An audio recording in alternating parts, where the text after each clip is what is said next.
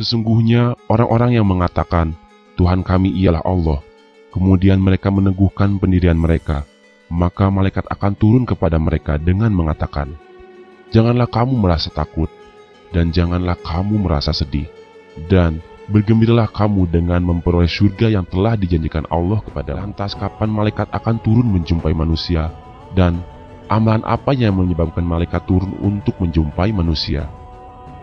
Dua pertanyaan tersebut dijawab oleh ayat ke-30 dari surat Fussilat. Para malaikat akan turun menjumpai manusia pada saat kematian menjemputnya, ketika berada di alam kubur dan ketika ia dibangkitkan. Tetapi tidak semua manusia mendapatkan keistimewaan seperti ini. Hanya manusia dengan kualitas tertentu yang mendapatkan perlakuan istimewa seperti ini. Lantas, amalan apa yang menyebabkan malaikat itu akan turun menjumpai manusia? Siapakah orang-orang yang beruntung dan mendapatkan perlakuan istimewa tersebut?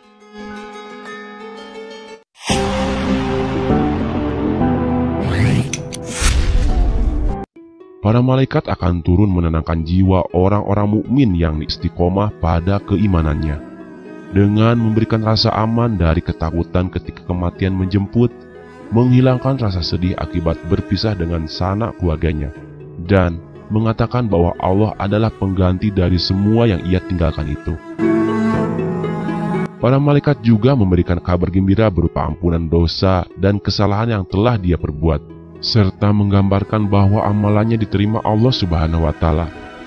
Dan yang tidak kalah menggembirakan adalah kabar tentang surga yang dijanjikan, yang belum pernah dilihat mata, belum pernah didengar telinga, dan belum pernah terlintas dalam hati manusia. Demikian penjelasan Ibnu Katsir tentang ayat tersebut. Sesungguhnya betapa beruntung dan bahagianya orang-orang mukmin yang istiqomah dengan keimanannya itu. Di saat sakaratul maut, malaikat turun menenangkan jiwanya, menghibur hatinya, dialah barzah kubur nanti. Malaikat pun setia mendampinginya, dan di hari kebangkitan nanti, malaikat pun turun membimbingnya menuju padang mahsyar.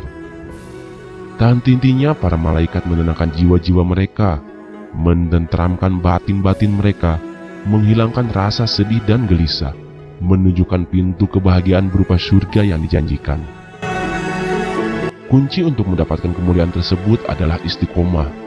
Ya, istiqomah adalah sikap konsisten tetap teguh memegang prinsip ejek tidak mudah goyah.